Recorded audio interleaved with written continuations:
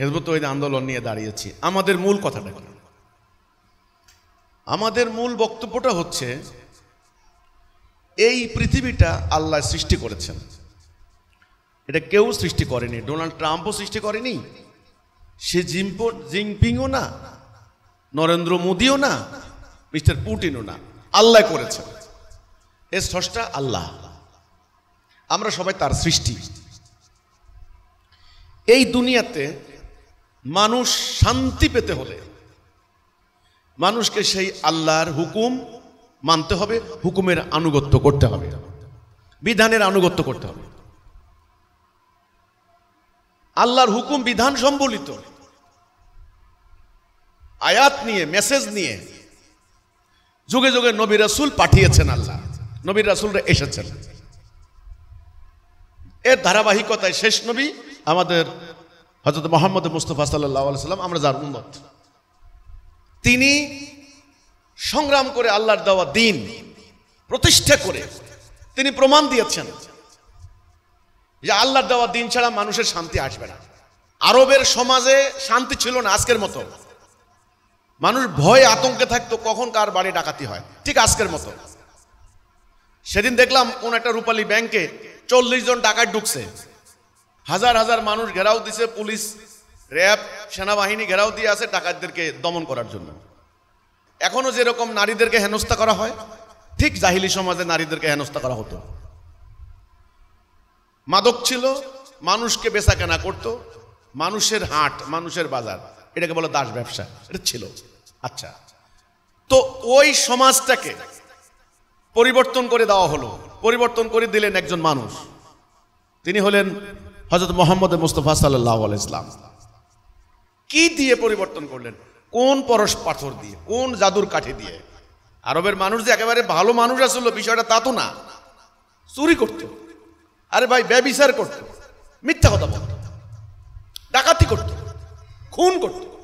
এই মানুষের আত্মা পরিবর্তন করা খেলাখেলি না, এই মানুষের সমাজ পরিবর্তন করা খেলাখেলি না।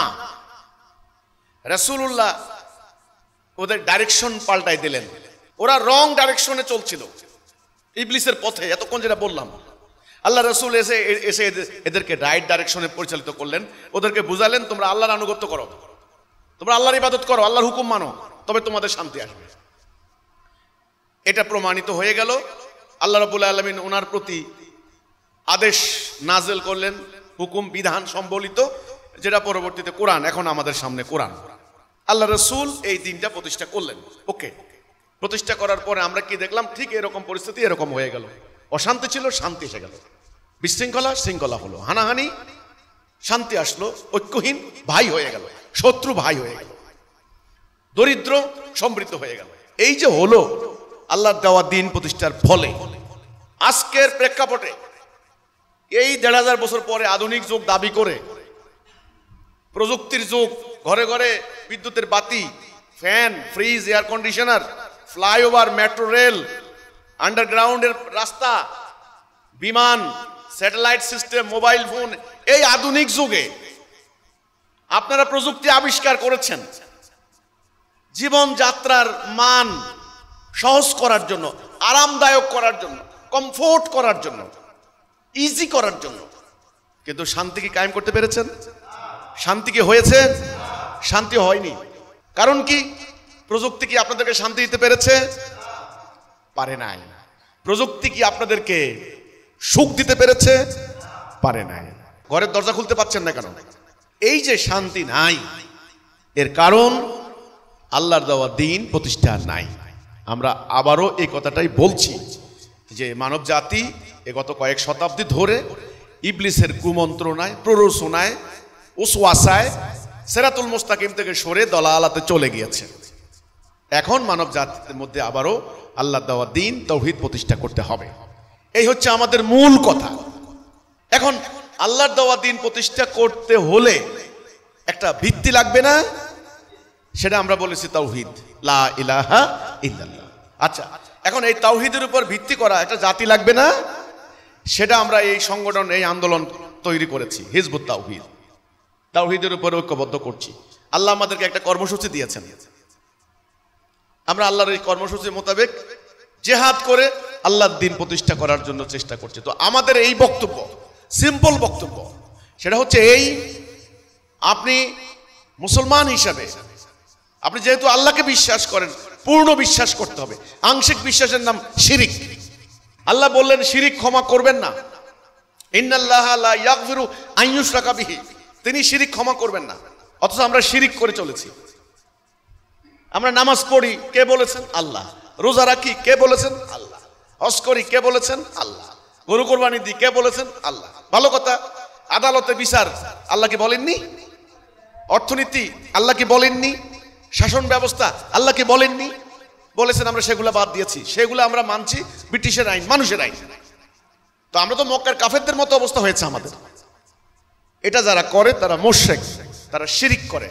আল্লাহ শিরিক ক্ষমা করবেন না। আর শিরিকের ফল হচ্ছে খিজিউন ফিল হায়াতুদ দুনিয়া, দুনিয়ার জীবনে লাঞ্ছনা।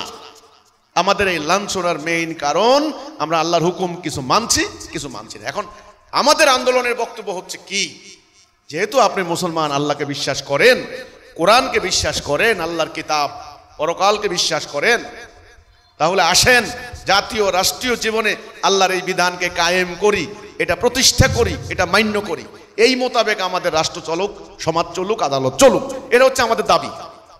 এই দাবি নিয়ে আমরা সাধারণ আপামর জনগণের কাছে যাচ্ছি, জনগণের কাছে তুলে ধরছি। জনগণ তো ইতোমধ্যেই হাজার হাজার ফেরকায় ভাগ হয়ে গেছে, দলে ভাগ হয়ে গেছে। জনগণকে ঐক্যবদ্ধ করা সহজ নয়। তো জনগণ ইতোমধ্যে রাজনৈতিক স্বার্থের কারণে ক্ষমতায় যাওয়ার জন্য, ক্ষমতা বলতে কেবল রাষ্ট্রীয় ক্ষমতা না, গ্রামের মেম্বার হওয়া কিন্তু একটা ক্ষমতা।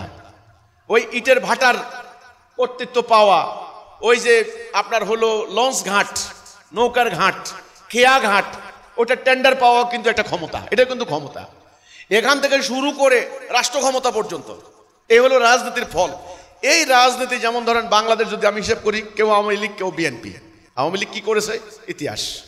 বিএনপি কি করছে? মানে ইতিহাসও আছে, বাস্তবতাও। আচ্ছা, কেউ জামাত, কেউ খেলাফত, কেউ হেফাজত, কেউ চরমনাই।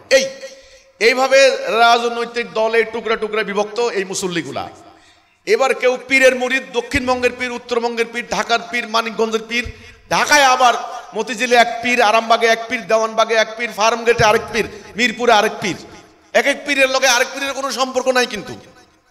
ওকে, তো এই যে নানান পীরের তরিকায় বিভক্ত, নানান রাজনৈতিক দলে বিভক্ত, এই বিভক্ত হওয়া জনগোষ্ঠীর মধ্যেই কিন্তু অন্যায় অবিচারের বিস্তার ঘটে। ইবলিস এই বিভক্তির দেওয়ালের ফাঁক দিয়েই ঢুকে। আমরা যখন এই জনগণকে হাটে, মাঠে, ঘাটে, গ্রামে গঞ্জে, মাদ্রাসায়, মসজিদে, স্কুলে, কলেজে, বিশ্ববিদ্যালয়ে, সকল জায়গায় যখন আমরা বলতে যাই, তখন আমাদের সামনে প্রতিবন্ধকতা সৃষ্টি করছেন এই সমাজের একটা শ্রেণী, তাদেরকে বলে আলেম শ্রেণী। আমি আলেম শ্রেণীর উদ্দেশ্যে বলতে চাই, আপনারা আলেম, মাদ্রাসা পড়েছেন, আপনারা নিজেদেরকে ওরাসাতুল আম্বিয়া, নায়েবে নবী দাবি করেন। আপনারা দেখেন এই মাদ্রাসার শিক্ষা আপনারা এ পর্যন্ত শত শত বছর দিক থেকে দিয়ে আসছেন, জাতিকে কিন্তু আপনারা ঐক্যবদ্ধ করতে পারেননি। এটা এই বাস্তবতা আপনাদের স্বীকার করতেই হবে। আপনাদের মাদ্রাসার মধ্যেও নানান ধরনের আকীদাগত ডিফারেন্স আছে, এটাকে বলে স্কুল অফ থট। আপনাদের আলিয়া মাদ্রাসা এক ধরনের আকীদা, আপনাদের কাওমি মাদ্রাসা আরেক ধরনের আকীদা। আপনাদের সালাফি মাদ্রাসা এক ধরনের আকীদা, আহলে হাদিস মাদ্রাসা আরেক ধরনের আকীদা। আবার আহলে সুন্নাত ওয়াল জামাত তারা কিছু মাদ্রাসা করে, ওদের আবার আরেক ধরনের আকীদা। এই যে আপনাদের ইসলাম সম্পর্কে, ইসলামের বুনিয়াদি বেসিক বিষয়গুলি সম্পর্কে, আমল সম্পর্কে এই যে নানান ধরনের দৃষ্টিভঙ্গিগত ব্যাপার পার্থক্য হয়ে গেছে, আপনারা তো আর উম্মাকে ঐক্যবদ্ধ করতে পারবেন না। হ্যাঁ, আপনারা একটা কাজ করেছেন, ভালো কথা। 10 বছর বয়স থেকে 30 বছর বয়স পর্যন্ত যখন একটা ছেলে যখন মাদ্রাসা ভর্তি হয়, স্বাভাবিকভাবেই তাকে আরবির প্রথমে বর্ণমালা মুখস্থ করানো হয় একেবারে সহি শুদ্ধ করে, এবং এগুলা পরবর্তীতে মস্ক করানো হয়। হ্যাঁ, মাখরাজ যেন ঠিক থাকে, মধ্যের হরফ কোনটা, একদম সব মানে সহি শুদ্ধ উচ্চারণ রীতি আপনারা শিক্ষা দিচ্ছেন। আপনারা হাদিস শিক্ষা দিচ্ছেন, কোরআনের আয়াতের মিনিং শিক্ষা দিচ্ছেন, হ্যাঁ, গ্রামার শিক্ষা দিচ্ছেন, খুব ভালো কথা। এই শিক্ষা দেওয়াই কি ইসলামের উদ্দেশ্য? এখন ঘরে ঘরে সব হাফেজে কোরআন হচ্ছেন, মুফতি হচ্ছেন, মাওলানা হচ্ছেন, সব হচ্ছেন, লাখে লাখে কাতারে কাতারে, কিন্তু রাষ্ট্রে চলে ব্রিটিশের আইন। এটা একদিন দুই দিন না তো, এটা শতাব্দীর পর শতাব্দী ধরে চলেছে। আজকে যিনি 20 বছর বয়স্ক একজন হাফেজে কোরআন, তার বাবা মৌলানা মুফতি, তার বাবা মৌলানা মুফতি, পুরা জেনারেশন টু জেনারেশন আপনারা ব্রিটিশের গোলামি করে গেলেন। এই বাস্তবতা স্বীকার করতে হবে তো। এখন আপনাদের এই শিক্ষার ফলটা কি হচ্ছে? আমি পুরোপুরি ক্যান্সেল করে দিচ্ছি না। আপনাদের এই শিক্ষার ফলে আপনারা ব্যক্তিগতভাবে লাভবান হচ্ছেন, পার্সোনালি আপনারা গেইনার হচ্ছেন। কি? আপনি হয়তো এই আরবি শিখে একটা মসজিদের ইমামতি করছেন, আপনার জীবন চলে যাচ্ছে। আপনি মাদ্রাসা শিক্ষকতা করছেন, আপনার সন্তান অথবা কোনো একটা মাদ্রাসা শিক্ষকতা করছে, আপনাদের জীবন চলে যাচ্ছে। এতে জাতি কি লাভ হলো? ইসলাম কি পাইছে জাতি? না, কারণ আপনাদেরকে তো ওই প্রযুক্তি জ্ঞান শিক্ষা দেওয়া হয়নি। এটা ব্রিটিশদের সেই সুদূর প্রসারী ষড়যন্ত্রের অংশ। আমাদের শিক্ষা ব্যবস্থা বইয়ে এই ব্যাপারে আমরা বলেছি। তারা পরিকল্পিতভাবে একদিকে মাদ্রাসা শিক্ষা, একদিকে সাধারণ শিক্ষা, উম্মাকে দুটা ভাগে ভাগ করে দিয়েছে। মাদ্রাসা থেকে বেরিয়ে এসে আপনারা কি করে খাবেন, আপনাদের সংসার কি করে চলবে, সেই প্রযুক্তি জ্ঞান, ভোকেশনাল জ্ঞান এরা শিক্ষা দেওয়া হয়নি। জীবনমুখী জ্ঞান, জীবনমুখী শিক্ষা এটা দেওয়া হয়নি। যারা সাধারণ শিক্ষা শিক্ষিত ওদেরকে দেওয়া হয়েছে, কিন্তু ওদেরকে আবার ইসলাম সম্পর্কে, রাসূল সম্পর্কে, কোরআন সম্পর্কে কোনো ধারণাই দেওয়া হয়নি। তারা জজ কোর্টে ওকালতি করে, তারা হাইকোর্টে ওকালতি করে, তারা দেখা যায় মাস্টারি করে, তারা আপনার হলো সচিবালয় চাকরি করে, সেনাবাহিনীতে, পুলিশ ডিপার্টমেন্টে নানানভাবে চাকরি করে। হ্যাঁ, পরবর্তীতে এখন সরকার মাদ্রাসার কিছু স্টুডেন্টদেরকে সুযোগ সুবিধা দিয়ে, সাধারণ শিক্ষার সমমান দিয়ে তারা চেষ্টা করছেন যে তাদেরকে তুলে আনার জন্য। তো এতে করে তো আপনি ব্যক্তিগতভাবে কিছু চাকরি পাচ্ছেন মাদ্রাসা পাশ করে। আমার কথা হচ্ছে আপনারা ইসলাম শিখছেন, ইসলাম শিখে কি দিন প্রতিষ্ঠা করছেন? আল্লাহর দিন কি রাষ্ট্র চালাতে পারবেন? পারবেন না। এই কর্মসূচি আপনাদের নাই, এই অনুপ্রেরণাও আপনাদের নাই, এই লক্ষ্য উদ্দেশ্য আপনাদের নাই। তো মাদ্রাসা যারা লেখাপড়া করছেন, বিশেষ করে কওমি মাদ্রাসার আলেমরা, আমাদের সঙ্গে আপনাদের শত্রুতা করার কোনো কারণ ছিল না। আপনারা আমাদের সাথে শত্রুতা করে চলেছেন, অনর্থক, অহেতুক। দেখেন আপনাদের সাথে দৃষ্টিভঙ্গিগত তফাৎ কি। যেমন আমি এখানে বসে এখানে খুতবা দিচ্ছি, একটু পরে আমরা জুমার নামাজ পড়বো, ভালো কথা। আপনাদের কথা হলো আমি জুমার নামাজ পড়ানোর কে? আমি কেন জুমার নামাজ পড়াবো? আমি কি মাদ্রাসা পড়েছি? আমার দাড়ি তো লম্বা নাই, আমি তো মাদ্রাসা পড়ি নাই, আমার আরবি উচ্চারণ আপনাদের মতো হচ্ছে না, তাহলে আমি জুমার নামাজ পড়াইতে পারবো না। এই যে আপনারা একটা মতবাদ দাঁড় করালেন, এই যে আপনারা একটা থিম দাঁড় করালেন, একটা কনসেপ্ট আপনারা দাঁড় করালেন, একটা ন্যারেটিভ দিচ্ছেন জনগণকে, এটাকে ঠিক? কোরআন কি বলে? আপনারা যে ব্যাখ্যাটা জনগণকে দিচ্ছেন যে আমরা মাদ্রাসা পড়ি বলেই ইমামতি করতে পারবো, মুদ্দা দাফন করতে পারবো, আর অন্যরা কেউ পারবে না, আমার মতে এটা ঠিক নয়। এখান থেকে আপনারা বেরিয়ে আসেন। হ্যাঁ, আমাদের কর্মীদের মধ্যে অনেকের আমলের ত্রুটি বিচ্যুতি থাকতে পারে, ত্রুটি বিচ্যুতি আপনাদেরও আছে, নাই এমন না। আপনাদের মাদ্রাসার জঘন্য জঘন্য রকমের কীর্তিকলাপ তো আমরা দেখি, সেগুলি আমরা প্রচারণায় আনি না, ওটা আমাদের প্রচারণার সাবজেক্ট না। আমরা আসলে মাদ্রাসার বিরুদ্ধে লাগি নাই, আমরা আসলে আলেমদের বিরুদ্ধেও লাগি নাই, এটা আমাদের কাজ না। আমরা চাই ওনারা আমাদের সঙ্গী হন, আমাদের জন্য দোয়া করেন, ক্ষেত্র বিশেষে আমাদের সামনে থাকেন ওনারা, এটা আমরা চাই। ওনারা আমাদের টার্গেট নন, ওনারা আমাদের শত্রু নন, কিন্তু ওনারা নিজেদের স্বার্থ নষ্ট হবে বলে বারবার আমাদের সামনে এসে দাঁড়ান। যেমন ধরেন আমি টার্গেট ঠিক করেছি অন্য একটা জায়গায়, আপনি বারবার এসে আমার টার্গেটের সামনে দাঁড়াচ্ছেন কেন? অনর্থক কেন? আমি আলেমদেরকে বলছি, আপনারা মানুষের মাঝে আমাদের সম্পর্কে বিভ্রান্তি সৃষ্টি করেন না। আপনারা বলেন আমরা হলাম হিজবুল শয়তান, হ্যাঁ, আমরা নাকি আপনার বাতিল ফেরকা, আপনারা হলেন সহি ফেরকা, আমরা হলাম কি ইয়াহুদি দালাল, মানুষের ঈমান নষ্ট করতে দাঁড়িয়েছি। এই যে কথাগুলি বলেন, এগুলির ভিত্তি কি? কোনো ভিত্তি নাই। যেমন আজকের এই জুমার নামাজে পিছনে মেয়েরা আজকে তারা দাঁড়াচ্ছে, তারা আজকে মুসল্লি। একই মসজিদে পুরুষরা সামনে, মেয়েরা পিছনে নামাজ পড়বে। মেয়েদের কি জুমার নামাজ পড়ার অধিকার নাই? তাদের কি পাঞ্জেগানা নামাজ পড়ার অধিকার নাই? তাদের কি ইসলামের বয়ান, আলোচনা, ওয়াজ শোনার অধিকার নাই? আছে। তো তাহলে হজের ময়দানে, সেখানে হজের দিন আরাফাতের ময়দানে যিনি হজের ইমাম সাহেব থাকেন, ওনার বক্তব্য, ভাষণ, সেই জোহরের নামাজ থেকে আসরের নামাজ পর্যন্ত লক্ষ লক্ষ নারী পুরুষের পাশাপাশি বসে শুনছেন কেমনে, কিভাবে? আমরা বলেছি যে মেয়েদেরকে ইসলাম মর্যাদা দিয়েছে, অধিকার দিয়েছে। তাদেরকে বঞ্চিত রাখেন না। আপনাদের সংকীর্ণ মনোভাবের কারণে এই যে মাস্তা মাসাইলের কতগুলি জাল আপনারা তৈরি করেছেন, এগুলো ইসলাম নয়, এগুলা কোরআনের সাথে সাংঘর্ষিক, এগুলো কোরআনের সাথে যায় না। আপনারা ফিতনা হবে এই আশঙ্কায়। তাকওয়া ফরেজগারির নমুনা, ফরেজগারি করতে করতে আল্লাহ রাসূল থেকে বেশি দূর যাইয়েন না, এটার নাম বাড়াবাড়ি।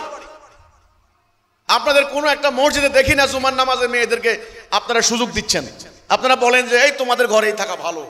ওই একটা হাদিস বাইর করেন যে এটা ওই মেয়েদের মকবুল হজ সমান যদি ঘরে ওরা নামাজ পড়ে। তাহলে এই সংগ্রাম করবে কে? পরিবর্তন করবে কে? মানুষের তৈরি এই বিধান পরিবর্তন করে দিয়ে আল্লাহর দেওয়া বিধান কে কায়েম করবে? দুনিয়াতে মুসলমান উদ্বাস্তু, তাদের কোনো অধিকার নাই।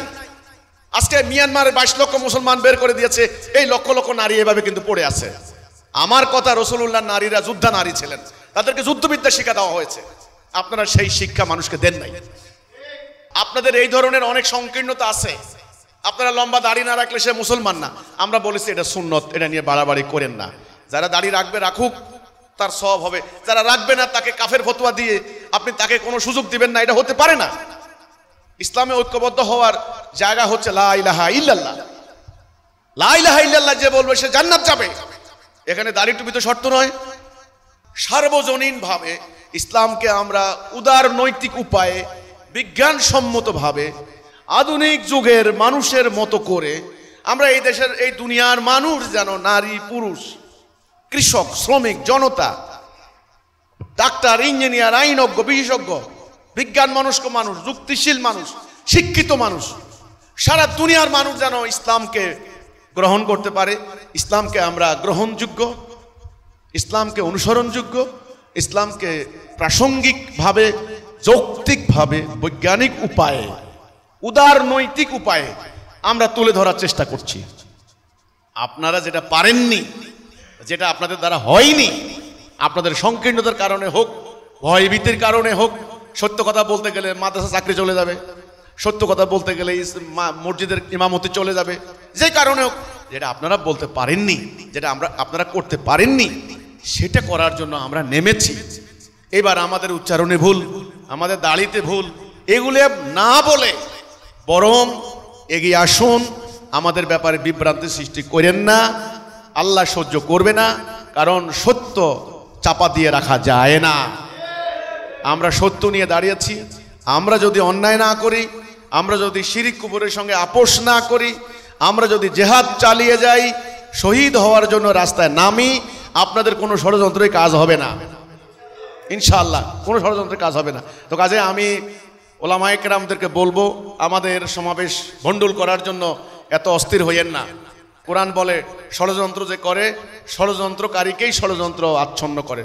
আমাকার মাকার আল্লাহু আল্লাহু খায়রুম মাকিরিন। আজকে যদি আপনি আমার মানবাধিকার লঙ্ঘন করেন গায়ের জোরে, আগামী দিন আপনার কণ্ঠ ছেড়ে ফেলবে মানুষ।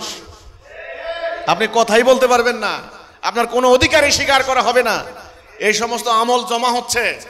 এখন তো জমা করার জন্য অসুবিধা নাই, দুনিয়ার সব উপাদান আছে। আপনাদের সমস্ত কীর্তিকলাপ, আপনাদের সমস্ত আমল, আপনাদের সমস্ত কার্যকলাপ মিথ্যাচার সব জমা হচ্ছে। কিন্তু এই জন্যে রাসূলের সাহাবীদেরকেও মক্কার আবু জাহেলরা এক সময় খাটো করে দেখতো, দুর্বল ভাবতো, ছোট করে দেখতো। কিন্তু একটা পর্যায়ে যখন রাসূলকে আল্লাহ বিজয় দিলেন, তখন খাটো করার আর কোনো সুযোগ নাই। এই জন্যে আমি আমাদের দেশের মাদ্রাসা শিক্ষিত আলেমদেরকে বলতে চাই, আপনারা মুসল্লিদের সামনে আমাদের সম্পর্কে মিথ্যাচার করবেন না। ওয়াজ মাহফিলে সাধারণ মানুষ শুনতে যায়, সেখানে আমাদের সম্পর্কে গুজব রটাবেন না, মিথ্যাচার করবেন না। হ্যাঁ, সরকার আপনাদের এই মবের ভয়ে এখন আপনাদেরকে আইনের আওতায় আনে না। আল্লাহ রাব্বুল আলামিনের স্পেশাল ফেরেশতা যেদিন গ্রেপ্তার করবে, সেদিন কোনো সরকার মানবেন না আল্লাহ। কিন্তু আল্লাহ ধরা বড়, এই জন্য আল্লাহকে ভয় করুন। আমরা আপনাদেরকে আহ্বান করব, আমাদের সম্পর্কে পুনরায় আপনারা স্টাডি করুন। আমাদেরকে লক্ষ্যবস্তু বানাবেন না, আমাদেরকে টার্গেটে পরিণত করবেন না, আমাদের সদস্যদের জানমালের ক্ষয়ক্ষতি করবেন না। এটা হবে অন্যায়, এটা চরম অন্যায়। হয়তো কিছুদিন আপনারা আত্মতৃপ্তিতে ভুগতে পারেন, উল্লাসে ভুগতে পারেন, সেটা পরিশেষে আপনাদের জন্য পরিতাপের কারণ হবে, বুমেরাং হবে। আমরা আল্লাহর জন্য দাঁড়িয়েছি, আল্লাহ আমাদেরকে সাহায্য করবেন ইনশাআল্লাহ। ঠিক আছে? তো কাজে আমাদের টার্গেট কিন্তু ওলামায়ে কেরাম নয়, আমাদের টার্গেট কিন্তু মাদ্রাসার কোনো শিক্ষিত লোক নয়। আমাদের টার্গেট হচ্ছে আল্লাহর দ্বীন প্রতিষ্ঠা করা। ব্যাস ইনারা যদি আমাদের সামনে প্রতিবন্ধকতা সৃষ্টি না করে তাহলে আমাদের এই কাজ আল্লাহর দ্বীন প্রতিষ্ঠার এই লড়াই অনেক আগেই অনেক দূর চলে যাইতো।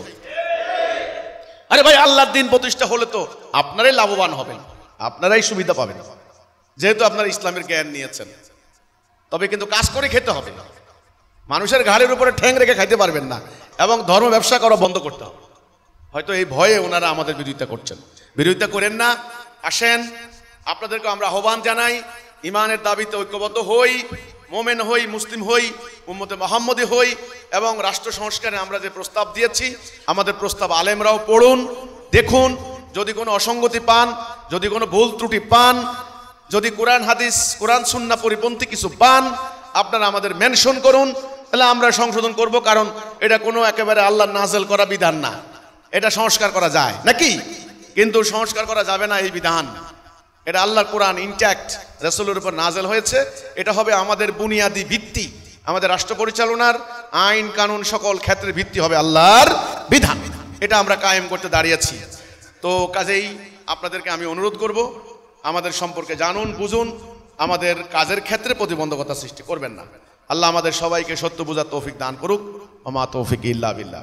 সালামু আলাইকুম ওয়া রাহমাতুল্লাহি ওয়া বারাকাতুহু।